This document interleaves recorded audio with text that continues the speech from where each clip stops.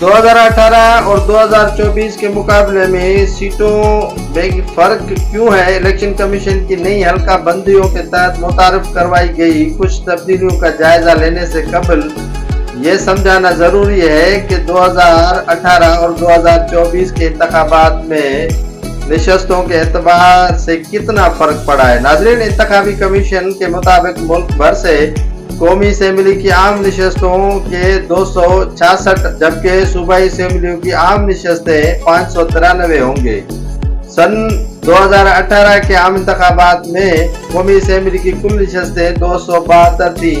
मखसूस नशस्तों अक़लियती नशस्तों को मिलाकर अब कौमी असेंबली की मजमूई नशस्तें 342 कम होकर 336 रह गई हैं। अब आते हैं आम इंतखाबात 2018 के मुकाबले में सन 2024 के आम इंतखाबात में कुल नशस्तों पर फर्क, जिसकी वजह से कबायली इलाकों का इंजमाम सन 2018 में फाटा के आज़ाद हैसियत थी, यानी कबायली इलाके वफा के तहत समझे जाते थे। कौमी असेंबली की 12 नशस्तें थी, उनकी 25वीं आईनी तरमीम के तहत फाटा को खैबर पख्तूनख्वा में ज़िम्न कर दिया गया है और फिर उसके 12 नशस्तें कम करके 6 कर दी गई और पख्तूनख्वा के कोटे में शामिल कर दी गई हैं। यूं इस सूबे का कौमी असेंबली का कोटा 39 नशस्तों से बढ़कर 45 तक पहुंच गया है, मगर कौमी असेंबली की मजमूई नशस्तें 342 से कम होकर 336 रह गई है। मुबस्सिरीन के मुताबिक फाटा के